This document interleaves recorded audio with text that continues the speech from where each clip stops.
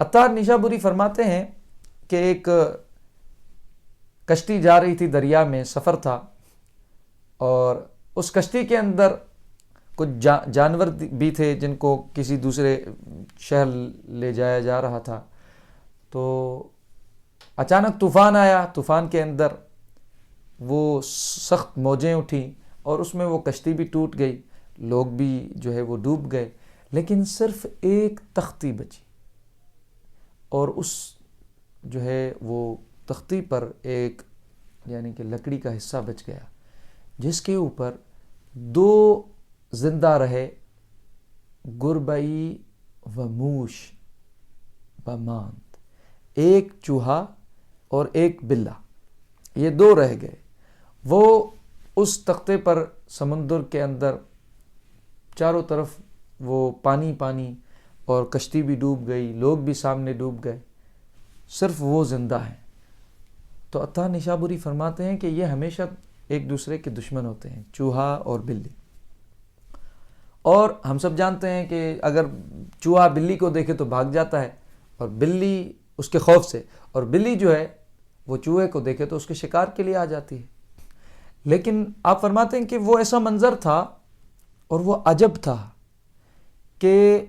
وہ ایک دوسرے کے ساتھ کھڑے تھے، ایک ہی لکڑی کے تختے پر، اور چاروں طرف پانی پانی تھا۔ اس ہولناکی کے منظر میں ان پر خوف اتنا طاری تھا کہ ان کو نہ غیر کا پتہ تھا نہ خود کا پتہ تھا۔ وہ خوف میں تھے، ہیبت میں تھے، انہیں اتنا جو وہ منظر انہوں نے لوگوں کو ڈوبتے کشتی کو دیکھا کہ بلی کو اپنی بھوک بھول گئی کہ اس چوہے کو کھاتی ہے وہ، اور چوہے کو اپنا دشمن اس کا خوف بھول گیا۔ تو یہاں پر عطار فرماتے ہیں کہ یہ واقعہ، اس سے مقصد کیا ہے؟ آپ فرماتے ہیں کہ جب انسان میدان محشر میں اترے گا، دنیا میں کہتا ہے فلاں میرا دشمن، فلاں مجھ سے جو ہے وہ اس نے مجھے اتنا ظلم کیا، فلاں نے مجھے، فلاں کو میں نہیں اس سے بنتا، اس سے بات نہیں کرتا، یہ ساری جو چیزیں ہیں یہ دنیا میں وہ لڑتے رہتے ہیں، جیسے چوہا بلی ایک دوسرے سے لڑتے رہتے ہیں، کوئی کسی کے پیچھے، کوئی کسی کو گرانے میں، کوئی کسی کو نقصان دینے میں، کوئی کسی سے ڈرتا ہے، کوئی کسی کے ماتحت، یہ ساری چیزیں ہیں۔ لیکن دنیا کے اندر یہ چیزیں ہیں، جب میدان محشر میں اتریں گے تو اس وقت وہ اس کی کیفیت یہ ہوگی، وہ ہولناکی منظر ایسا ہوگا، اور اس وقت رب کا جلال ہوگا، اور وہ منظر نار کو دیکھتا ہوگا۔ اس وقت سورج نیزے پر ہوگا، اور اس وقت کسی کے تن پر لباس نہ ہوگا۔ تو حدیث کے اندر آتا ہے کہ آقا علیہ السلام سے سیدہ صدیقہ سلام اللہ علیہ نے پوچھا کہ آپ اس وقت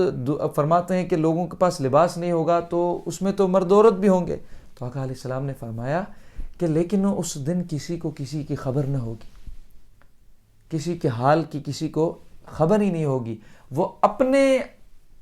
نجات کے اور اپنی نفس ذات کو بچانے کے ہی اس واویلے میں ہوگا کہ آج میرا کیا ہوگا، آج میرا کیا ہوگا، نفسی نفسی۔ تو اس میں کیا کہ عطار نیشابوری فرماتے ہیں کہ محشر میں اترتے ہی انسان سے